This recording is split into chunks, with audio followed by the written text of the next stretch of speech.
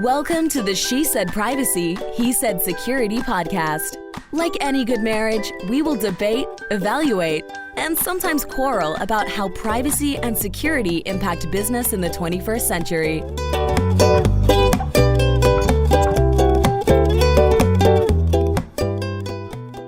Hi, Jody Daniels here. I'm the founder and CEO of Red Clover Advisors, a certified women's privacy consultancy.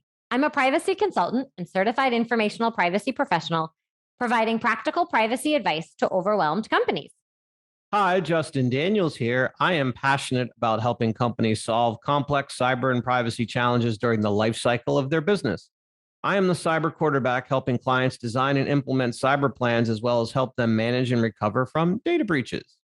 And this episode is brought to you by Red Clover Advisors. We help companies to comply with data privacy laws and establish customer trust so that they can grow and nurture integrity. We work with companies in a variety of fields, including technology, e-commerce, media, and professional services. In short, we use data privacy to transform the way companies do business. Together, we're creating a future where there's greater trust between companies and consumers. To learn more, visit redcloveradvisors.com. Today is super exciting because we have a longtime privacy friend who we used to do all kinds of fun presentations together until he then moved away. We have Ron Whitworth, who is the Chief Privacy Officer of Truist.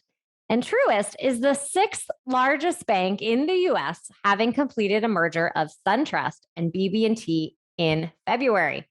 Welcome, Ron, to the show. Thank you. That's great to see you as well. I missed my Atlanta KnowledgeNet friends. That was quite a chapter there. A lot of great chapter in Atlanta. I'll be back, I'm sure. If they gave awards for like best chapter, I think we'd win best chapter. It's up there for sure. Well, Justin, you ready to kick us off? Let's do it. That's where you kick us off. Oh, I kick us off already. That's where you start. Okay. So we always like to ask our guests, how did your career evolve to your current role? Sure. So it's hard to believe. I actually had some friends posting on Facebook yesterday that it was the 25th anniversary of my college graduation. That felt a little sting right there in terms of how long it's been. But I actually considered privacy to be my second career. I started off as a college sports journalist. I was covering the Wisconsin Badgers and was in the media, and then decided after about 6 years I was going to go to law school. And when I went to law school, I started focusing on media law and communications law, kind of parlaying my first career into the second career. And at the time, 2006, 2008, in that time frame, privacy was considered kind of a subset of communications law. And I was very fortunate to have landed in a firm that was very forward thinking about privacy. At the time, there were only 3 or 4 law firms that had dedicated practices to privacy, which is hard to believe now. But I had the great fortune of being able to dig in for that firm and go out and get certified and just kind of get to be an expert in privacy for that firm. And really, so I had an early entree into privacy and data security and approached it from the legal side. Now, in recent years, I have moved in-house and have gotten more into the financial services industry, and I've moved out of legal. So over the last 5 years, initially at SunTrust and now at Truist, I sit in the compliance risk management group. So it's I'm the chief privacy officer running the privacy program, no longer on the legal side, but of course the legal skills do translate and are helpful as well. So it's been a long journey, but it's been great to be involved in privacy, and especially today, the way that it's really exploding. Well, I have to imagine that those media skills early on play a huge role today because so much of privacy still is in the marketing and sales and communications of any organization. Absolutely. It really is. And it's mind-boggling to see how the media industry is evolving as well, and just how technology is impacting everything in the way that we communicate, the way that things are broadcast. And just all the different nuances to it. You're absolutely right, and so it has been really fascinating to watch from both the journalism perspective, the media perspective, and the privacy now. What would you say are some of the big challenges that banks have nowadays when it comes to privacy? Well, kind of what we were just talking about, how the world is changing around us. For banks, I think in particular, we are very highly regulated. We deal with some of the most sensitive information out there. People would say healthcare information, financial information, the vanguard of privacy that is often referred to. We're just dealing with highly sensitive information, but technology is changing everything including in financial services in terms of capabilities and what we can offer to our clients, and the technology that's available to give us capabilities, to give clients information about their finances, and just a lot of innovative products and services that really do implicate privacy laws, as they stand now. And in particular, as we're all aware, the privacy world is changing before our eyes, and new laws and proposed laws, and just we've got to be really on top of it from a banking perspective, because our clients expect us to be leveraging that technology to better their lives and to improve their products and services. But from a privacy perspective, we also have to be very, very cognizant of what can go wrong. And first of all, are we complying? And secondly, how are we protecting our clients through that journey, making sure that we are looking out for them and that they were protecting and their information appropriately as we engage in those technologies. Can you talk a little bit more about how technology is playing a role? Like in the pandemic, I can't remember the last time I wrote a check. I rarely use money. We've really become cashless, and that really presents some interesting opportunities and challenges when you're a bank managing all these different technologies from a privacy perspective. Yeah, it's really fascinating. It's great news for clients. I mean, there's just so many nuances to technology and the things that you can accomplish. We just have a lot more information that we can serve to clients in terms of, hey, what are your spending patterns? Or if you make this change or that change, your financial picture can improve. And it's really exciting. I get the opportunity to sit in some of the strategic planning sessions and some of the demos and that sort of thing about what the capabilities look like.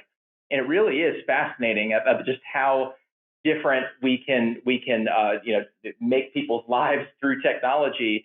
But I would say from a privacy perspective, I mean, technology is just changing everything in terms of the way that we oversee it, the way that we manage it. We actually have a huge project going on within our company that we call Enabling Trust and Privacy, that is situated in technology, specifically the Enterprise Data Office. And it's all about, hey, we've got a whole new world of privacy compliance coming at us here today, and it's going to continue to evolve. We've got to go build a lot more capabilities. We've got to be just much better at what we do. And the days of sort of, asking technology partners, hey, where does this data live? And you tell me, what systems do we have and where is that data? And just, you get that answer in an email. That obviously doesn't cut it anymore. You've got to introduce automation and all sorts of tools and processes to make sure that you're capable of just even managing this data and living up to your promises and complying with these privacy laws. So it really is just changing dramatically right before our eyes. I think a lot of other professionals who are trying to build privacy programs in their organization would appreciate learning a little bit, as you just talked about, of how to use automation and building those processes out.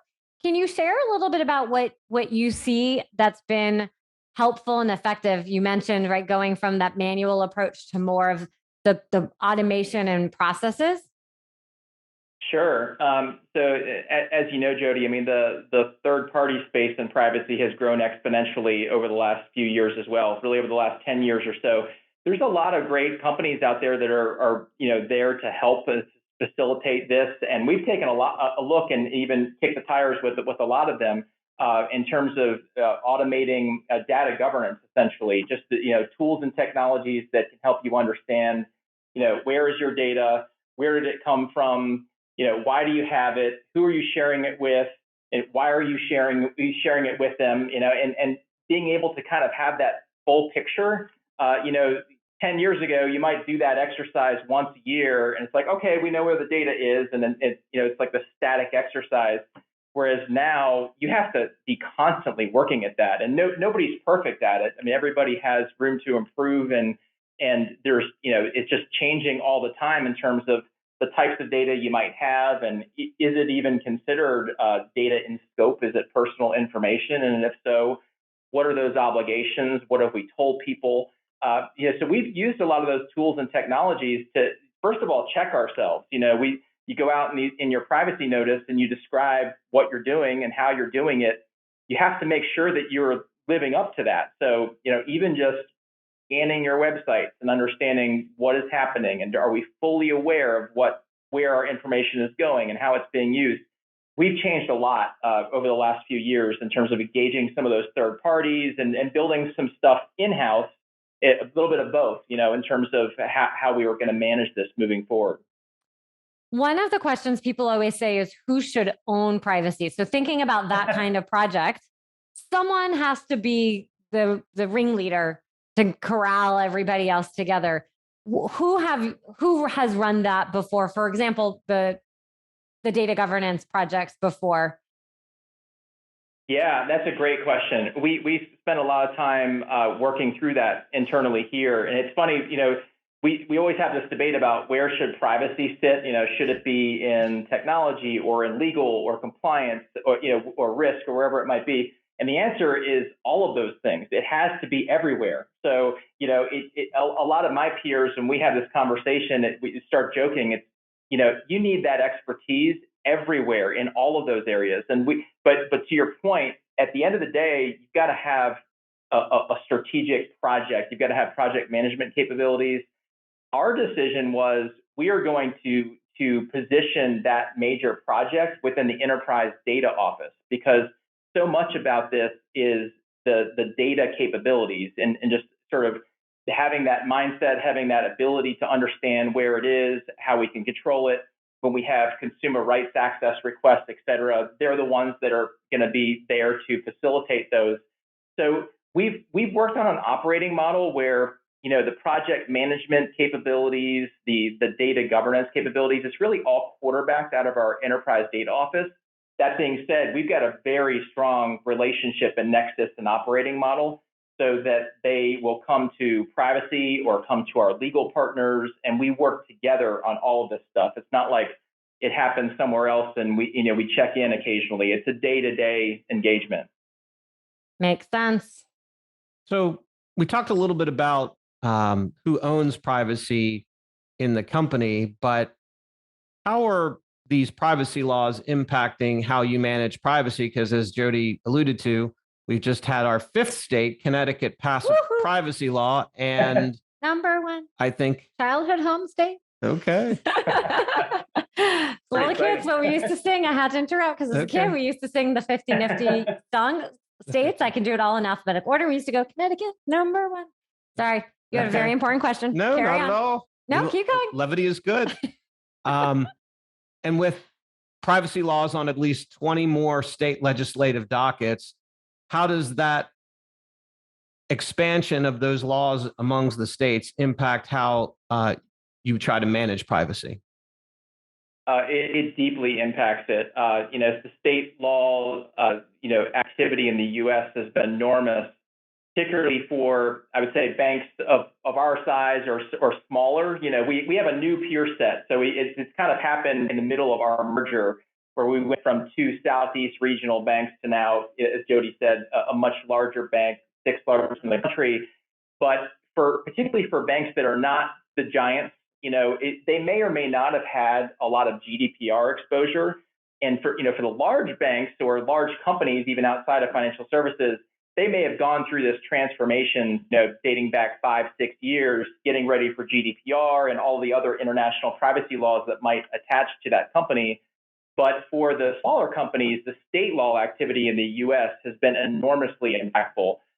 Just sort of making it clear to everybody, hey, we've all got to do this. And some companies were 3 or 4 years behind a lot of the others in the industry getting started on this journey, depending on where they were on that GDPR applicability scale.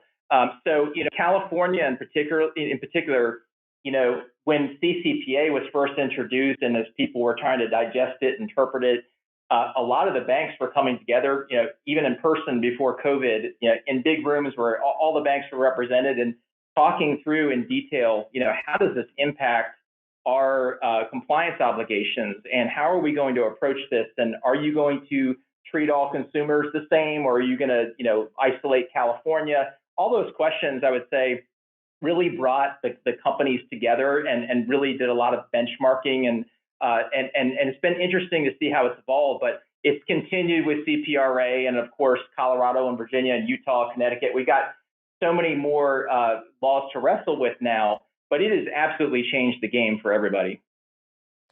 I love how the idea of all of those people representing those banks can come together on a common issue and really solve it collectively. I think that speaks volumes to the privacy industry, that we're all here trying to help solve these issues that make sense for the individual and the organization. And so it's really nice to be able to hear that that's how that started. I agree 100%. I mean, there's certain issues that I think banks can be reluctant on sharing, information with. You don't want to share any competitive secrets, et cetera. But, privacy and data security, for that matter, we're all in this together. I would see the same thing over on the cybersecurity side. Let's compare notes. What are you seeing? What are you experiencing? How are you tackling this challenge or that challenge? We've gotten a lot of great feedback from our peers. And, what's funny is, especially in privacy, you'll have very smart people completely disagreeing on what the law says, how you should interpret it, how you should execute it.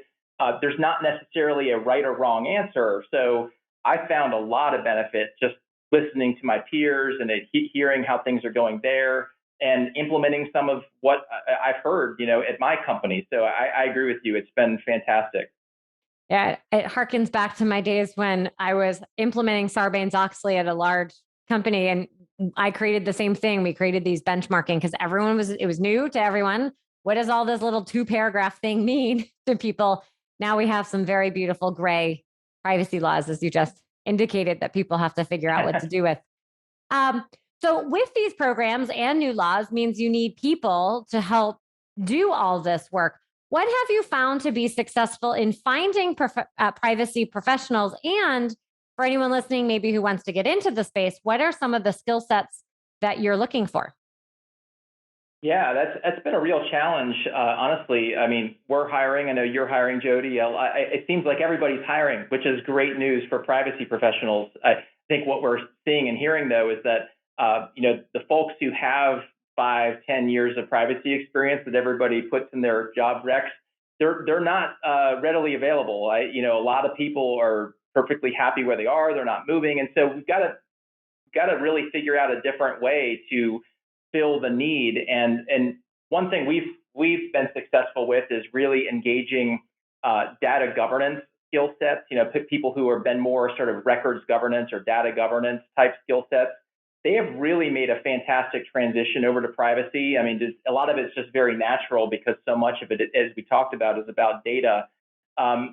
We also have really found, we find bright lawyers or bright compliance professionals that just have a lot of motivation to learn, that are willing to dig in and have a passion for this area.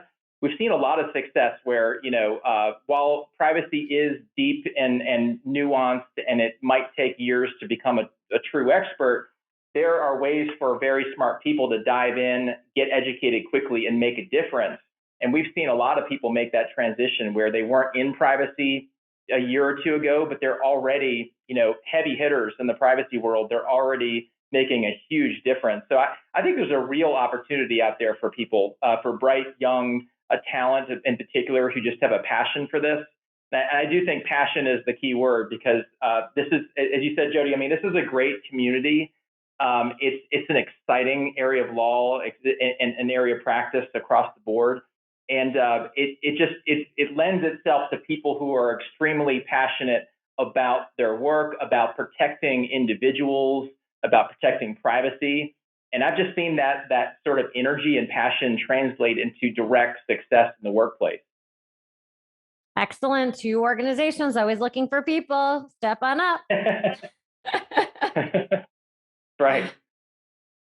Ron, I'd like to ask you a follow-up to that. Obviously, you and I are both lawyers by training, but can you talk a little bit about your thoughts around how necessary a law degree is? Because obviously, Jody doesn't have a law degree, and she knows the space up, downs, backwards, and forwards, although sometimes I think she has a degree.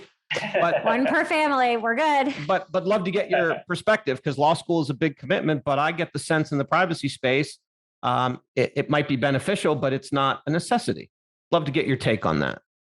Yeah, I agree with you. And I've had the same conversation, honestly, with a lot of people who are not lawyers about, is it worth the time, expense, commitment, et cetera. It's a huge commitment.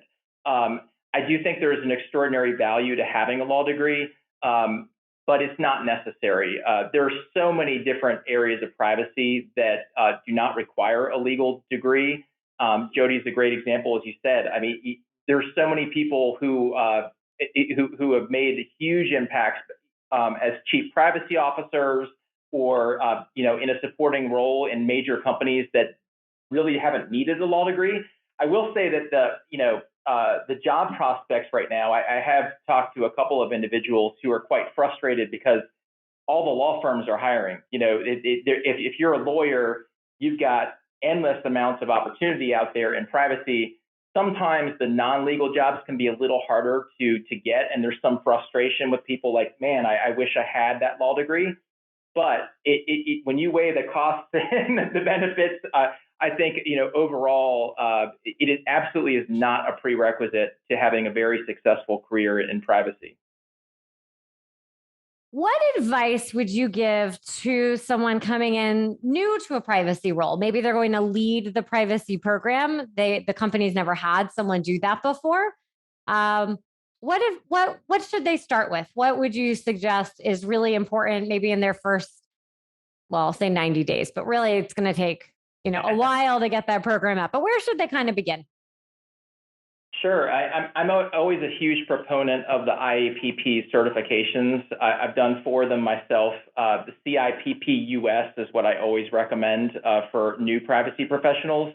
I think that certification does a tremendous job of providing a baseline level of knowledge that is important. While folks don't necessarily need to be a lawyer, I do think it's very important for people to understand what these laws are and how they grew up. Why do they say what they say and what's kind of behind it?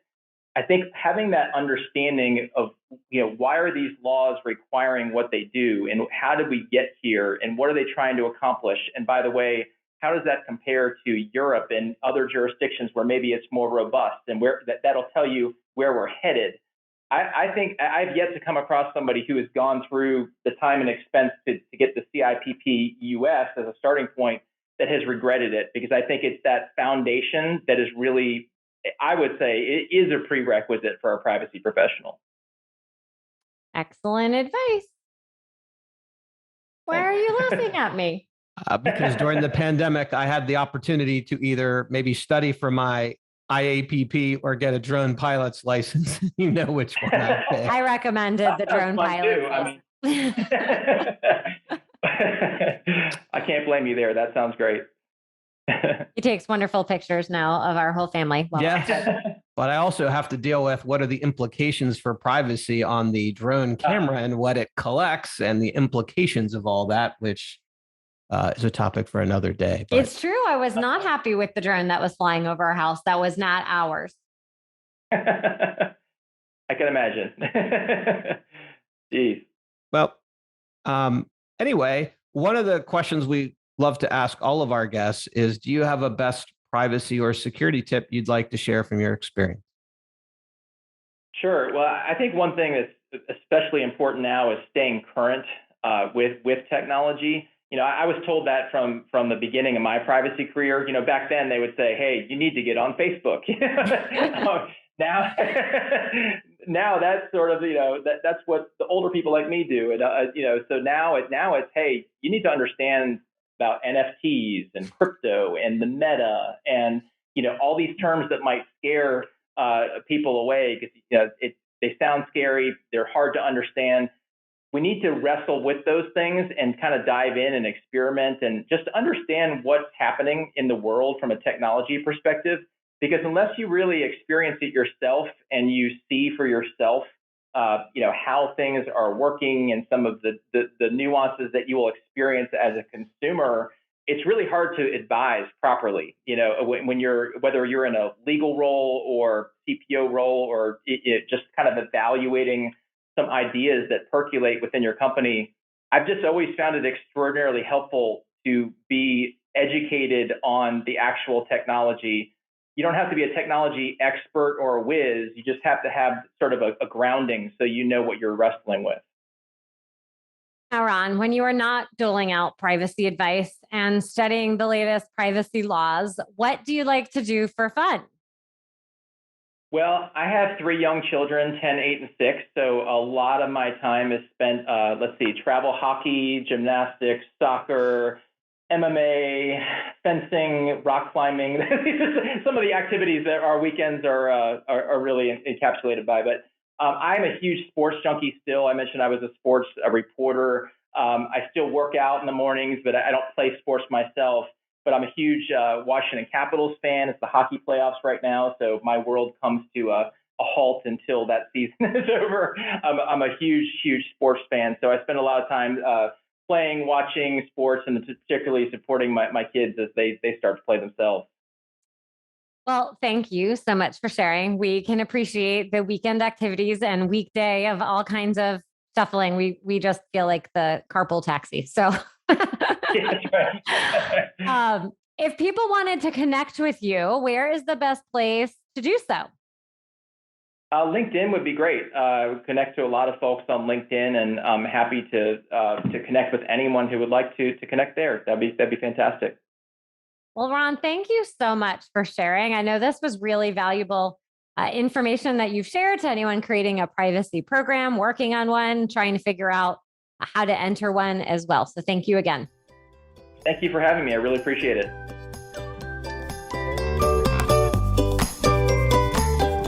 Thanks for listening to the She Said Privacy, He Said Security podcast. If you haven't already, be sure to click subscribe to get future episodes and check us out on LinkedIn. See you next time.